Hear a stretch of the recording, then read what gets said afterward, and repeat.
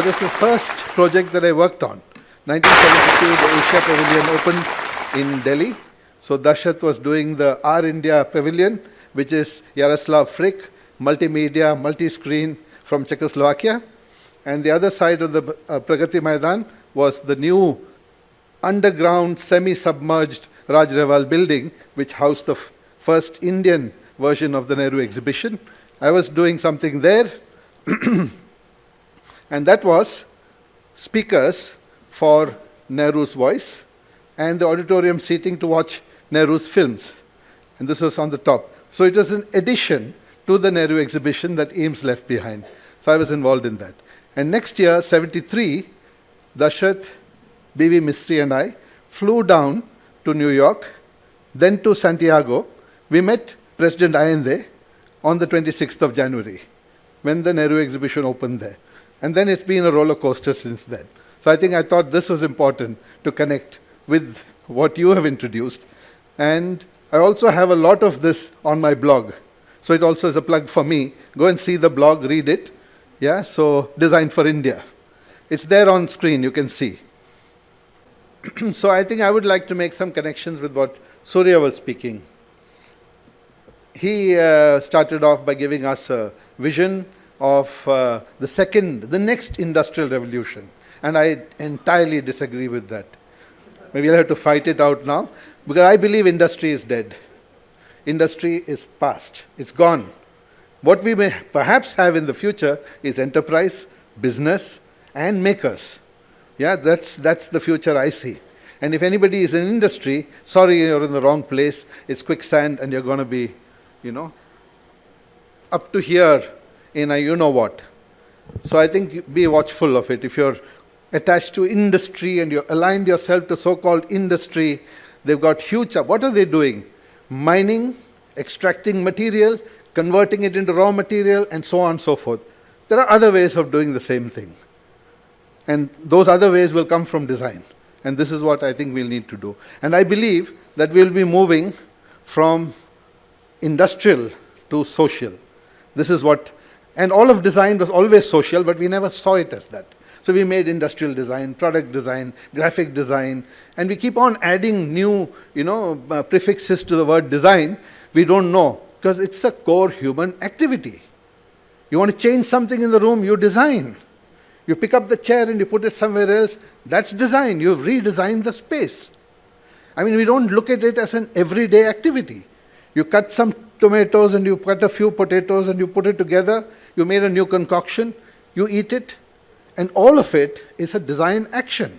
You've actually made something unique, which you need at the time when you need it. So I think I've got a very different history of design coming, and that's really what I will do. But my talk is going to be very short, so we'll have more time for for Suresh to do things on us, I suppose. So I'm not going to give you the whole theory behind this. Now what we have thought about design, this is my 3 orders of design. I sort of drafted this over years and finally had the courage to share it in a keynote lecture in Istanbul. So the first, according to me, and this is actually done based on another model which I was looking at some 50 authors who have influenced me. I was reading books, many kinds of books. Many of the names Surya mentioned I can attach to these. For instance, in the early part of material craftsmanship, the names that will come to my mind are Norman Porter and, the Art and Aesthetics of Design and so many other books which we went through. It's a journey that we went over the last 40 years. Same way Eames and things would deal with, material, function, relating, making, things like that, and then on to technique and so on. But I'm not going into that part. But I think what we need to understand is that design actually works with values. I think what Bob was speaking about were material values, formal values, aesthetic values, integrating it into form, function, producibility, and so many other things. They're all individual values, but when they get integrated, they become even more valuable. So I don't think we have a metrics even today to measure what design brings to productivity and production and making and things like that. Last year, when I say last year, it was just 3 months ago, that the EU came out with their first model for valuation of design. I would urge you to please look at it. The economists have no clue what design can bring to the table. Surya showed us this graph, with design pulling up. But they don't know, it's like magic, And even books that are coming out today, which talk about the core design synthesis, they use the word magic. John Kolko says the magic of synthesis, the magic of design. Because others can't understand where did it come from. There's no land, there's no money, there's no material, there's no infrastructure. You imagine with me, you have Kickstarter, you think of a new project, and you put it up on Kickstarter. Within half an hour, you will have people saying, I like that, so I'm going to put in $10 behind it. 1 million people do it, you got $10 million. Half an hour. Then what do you do? Go to China, make a mold, because China makes it well. And then they also have an infrastructure to say, we will pack it, we will give us the address list of all your Kickstarter people, and if you have designed your frame correctly, you've got their addresses. But the only problem you get into is you do not know the taxation laws in those countries. When your products land there, you'll actually make a loss because you have to pay tax, which you have not perhaps calculated. But you've got an enterprise going. This is today. What are we talking about industry? You don't have infrastructure. You don't have an organization. Everything is outsourced. A courier service will deliver it. A producer in Shanghai will produce it. Somebody else in Hong Kong will, assemble it. You may need to control the magic ingredient, the last little, you remember that panda story, the ingredient in the soup? You need to add that, so you own it, and you then get authentic. So this is how we're going to see the value moving up. So the second order is communication values, economic values, aesthetic and social values, but there's another layer on top of it, which is ecological values, political values, ethical, and spiritual. I don't go to the spiritual because I haven't been there yet. But the ethical is for me the sort of level that we can engage with, and we urge you to look at it, because that creates enormous value. When you say, my product is vegetarian, it is non-harmful, it's something that you pay 10 times more because you have these values embedded in that fruit.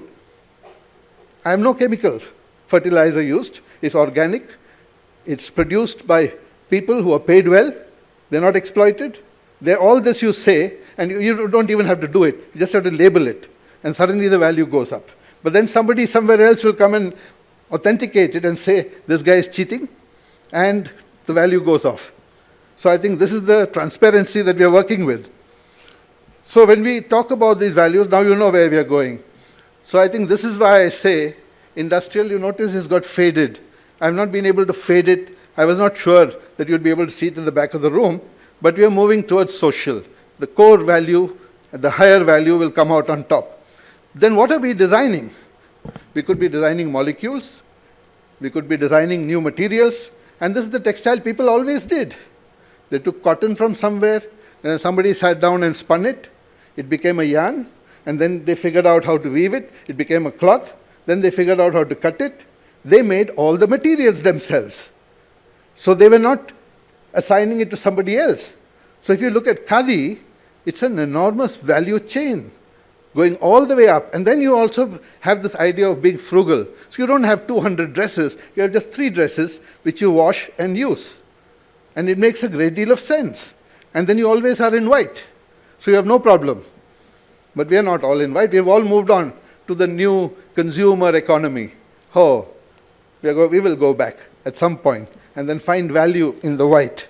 And, find out that there is a deep value there. We design processes. The cooking is a process. Do you know when we figured that out? About 1 million years ago. But fire was used 2.5 million years ago. Not for cooking. Just for one simple value. And what was that? Protection from the beasts. This is, for me, the origin of design. When humans or pre-humans started using fire in front of their cave to protect themselves from all the other mammals, reptiles, insects, everything stayed away. And the only beast, I call them beast, unfortunately, I should call them ancestor, who could actually recognize this value, survived. And here we are, all these animals sitting around, and the other animals have been left outside. I mean, this is how we enhance value. But we've gone too far on that route. So how do we step back? Where do we step back? Surya showed us pollution. We showed us the idea of wicked problems. And the name John Kolko that I mentioned is a young designer in Austin, Texas, who left a big university to start his own design school, which is creating new designers with new social values. So many of you will leave what you're doing and enter into this new domain, which is extremely, what is the term you use, Surya? You said, not disruptive, I said meaningful and connected and something that you feel good about. And don't worry, the money comes. It comes in the next step, not in the first step. You don't negotiate your price first, but you do it all and then you collect it later, hopefully. Then it goes all the way down. So I'm not going to read the whole list, but all the way up to futures. You can design a whole future. Can you imagine what Pune city would look like 200 years from now? Desert or utopia?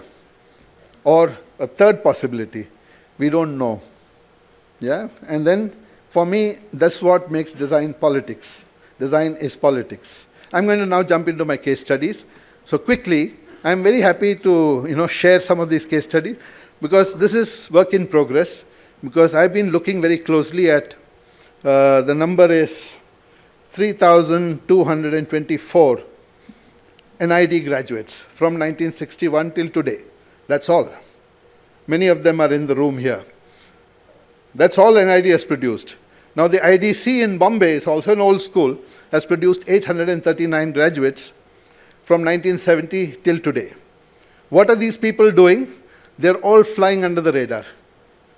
They're not, design as a category is not included in the Padma Awards. And nobody is yelling and screaming about it. Because you do not know what, you think Tendulkar hitting a 6 gets great value for India, and what you guys are doing doesn't get value? Nobody is able to measure it, because it's like magic. That ingredient, you'll have to share that ingredient at some point and show the country what is it that you actually do. And I think we need to show case studies, and we need to write these stories out. So this first story is Neeti Kailas. I can give you her graduation number, but I'm not going. She's a younger one. And what she's done is looked at the healthcare system, she and her colleague. I'm not included his name over here. It should be both of them. Testing for deafness in infants. This is not done in India because it's too expensive a procedure. But in the West, it is a routine test which is conducted for every newborn kid. She's actually figured out the equipment, the software, and the issues and problems in our very complex and very noisy environments. How do you test for deafness in a railway station? Because you get sound from everywhere, except that guy is not hearing anything. And any equipment that you have to measure sound, we say there's plenty of it, but that guy, whether he's getting it or not, you don't know. Or this little kid. So normally what happens, it's only on the 4th year when the kid doesn't speak, do they realize, and then it's already too late to do corrective. Because these kids, if they had therapy in the earlier stages, they would actually speak. They would not hear, but they would be able to speak. This doesn't happen in childhood.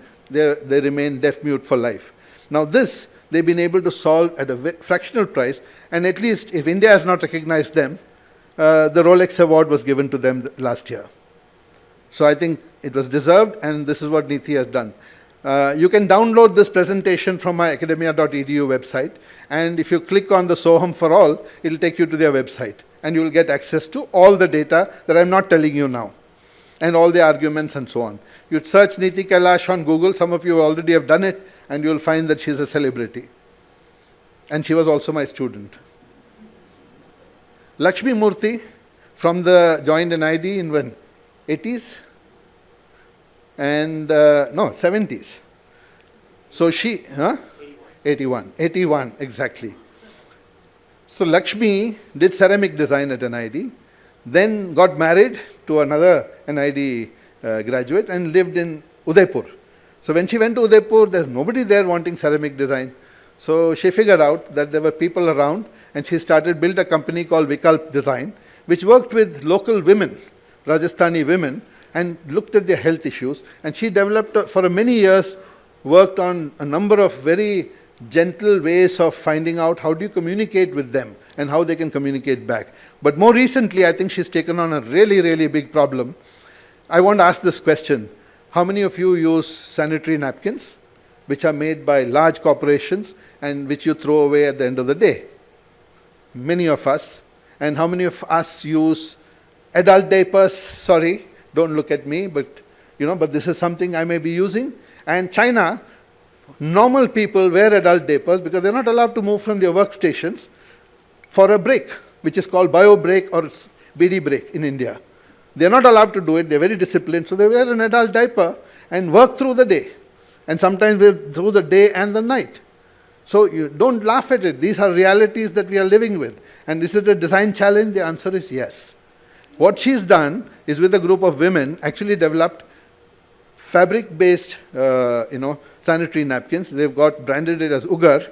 But I don't think this is work in progress. But can you imagine now?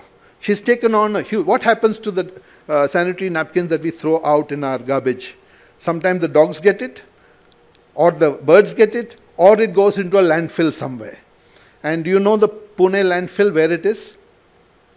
Anyone here knows where the landfill is? I want to visit it. Okay, that's one answer. But in Ahmedabad, we have Pirana, which is a 20-story high mountain built from our landfill, from ground, because we don't have mountains there. So we built a mountain. In Delhi, between Delhi and Noida, you have one on which you have, the road to go up that mountain cost them 20 crores, so that the truck can go and dump on top. So what is the budget of Ahmedabad city to clear garbage? According to the municipal commissioner, annual budget 4,000 crores. This is not small business. This is big, big, big business. I'm using the word crores. 1 crore is what, 10 million rupees? So it's still a very, very big number. So this is what she's done, and she's won many awards, but not from India anyway. They're all from outside. Then I bring you to another person. So that was personal hygiene issues, which she handled. And Poonam Bir Kasturi, again, 1981, Poonam, Neelam, Chibbar, Jacob, you're here. That batch, there are many others here. And Poonam was teaching at Shrishti and working with some students, got very excited about sustainability issues. And she figured out, why can't we get it? Why can't we get it? 60% of everything that goes out of our house is organic garbage. 60%, which you don't need to throw out actually. She figured out this daily dump, which is a ceramic terracotta pot with a procedure that will go with it. It will actually turn to compost in 3 to 4 months. In your house, it doesn't have to leave. Can you imagine if everybody in the city were to do that? You've reduced 60% of your garbage mountain, and you've got fantastic, valuable organic compost, which you can use for growing and building. So she's done this. And by the way, I call her an activist entrepreneur. And are you going to ring the bell or something? And then I thought I should include one of our own from Pune. We have Satish Gokula here. Not for his industrial design. Because you know what he's been doing of late? He's not telling anybody. He is cutting down on his industrial clients and saying 2 days are mine and my teams, which are the passion projects. Those 2 days, you know what they're doing? They're doing social enterprises. They're building organic farming, urban farming. They're building products of their passion and making things which nobody else none of the money bags in the country can even imagine. And they're building it and then building their own company behind it. And that's what he's doing. And I think it's very nice to see. That's Satya, and that's the organic, what do you call it, Satya? Grow easy. Grow easy, which means you can actually grow tomatoes, potatoes, spinach on your terrace. And you don't need to eat the polluted water-fed spinach which comes from Ahmedabad's downstream river. They are actually grown in sewage and with a lot of heavy metals grown into it. I don't know if you've tested any of your vegetables. On the surface and within the thing, they are full of toxic metals. And it looks much greener when it's full of these mercury compounds and things like that. It's great. So please find out what you're eating. And he is winner of too many awards for me to list out. And the patents, I think, are are at the base of it. Another person who's transforming the world, and this is a new space of education and school education, is Kiran Bir. Kiran B. Sethi. Kiran, are you here? No, she hasn't come. How come? You've got everybody else here. Anyway, I don't know, many of you may know her already, but she won the Index Award 3-4 years ago. The Index Award is a lot of money. In some people say it's equivalent to the Nobel Prize for the thing. But she's on to another big prize. She's been shortlisted for the world's greatest teacher. Top 50 list right now, but these are small change for her. Today, she's teaching design thinking in 64 of India's most conservative schools, which have not touched design, but she's been able to put it in. 64 schools have voluntarily taken on her course in design thinking, and next year is going to be 250, 300. And I have a feeling that if the Ministry of Education actually understands what she's doing, they don't, because it's still magic for them. Yeah? So the kids are going to fight. There are 500,000 kids around the world who do design for change. And this is the numbers are growing every year. And they're doing amazing things on the ground. So that's Kiran. And then Anusha, would you want to stand up or you want to talk? Anyway, she's talking to you later. So I won't tell you too much about what she's doing. But her India Memory Project is a social transformation. You know, history has been in the hands of the experts. You say, so-and-so wrote history. That is the most authentic history. Here, you have democratized history. So what she's done, a brilliant little project.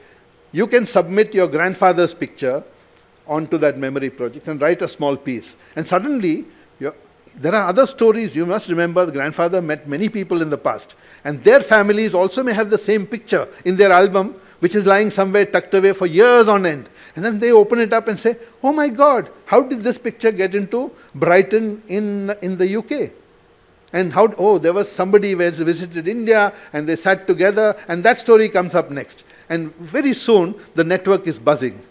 And I called a communication activist and photographer, but I don't think she likes the idea of using communication. She's actually a disruptor, complete disruptor, and totally irreverent to anybody. And the irreverence shows up when you say some smart guy gets out of a Jaguar, red Jaguar, and he says, hello. He says, who are you? Where are you coming from?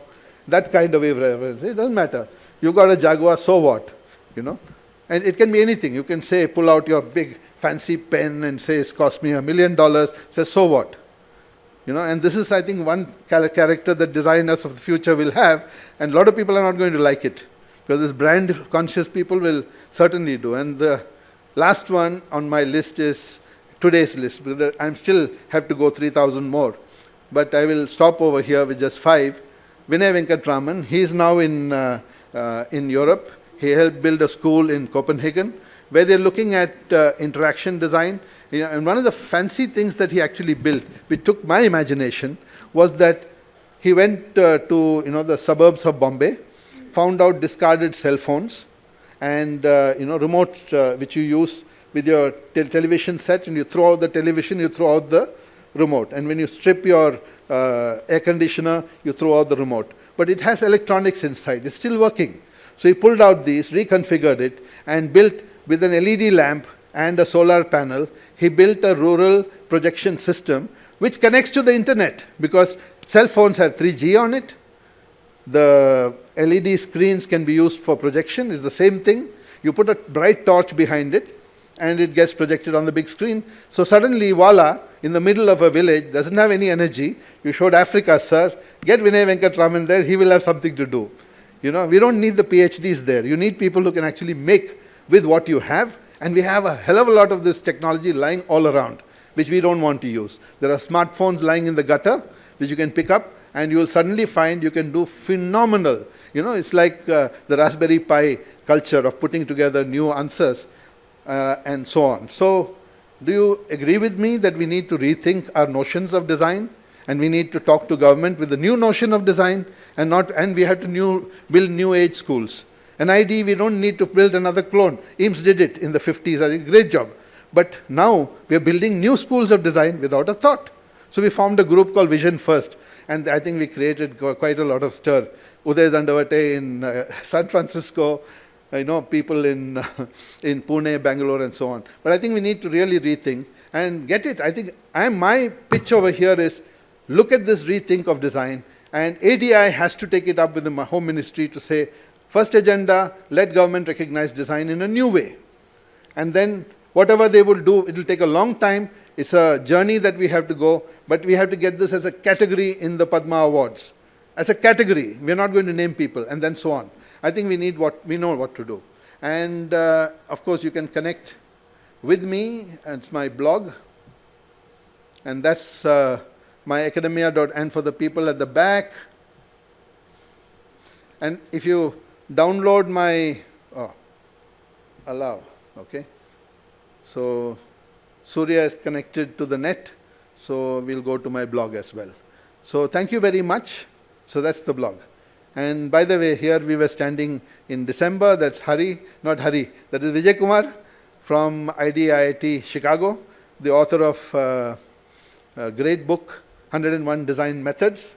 And he was my first student at NID. 1973, we worked together in the wood workshop and metal workshop and did basic material. That's the only thing I was allowed to teach in those days. Acha, you're a good carpenter, go and teach basic materials. I said, okay. So I started on that curve. Started with materials, then with craftsmanship, then with this thing. Suddenly you realize there's anthropology, there's sociology, there's technology, and there is politics, law, and ethics, all of which will finally close the circle on what we think the new age design would be. Thank you very much.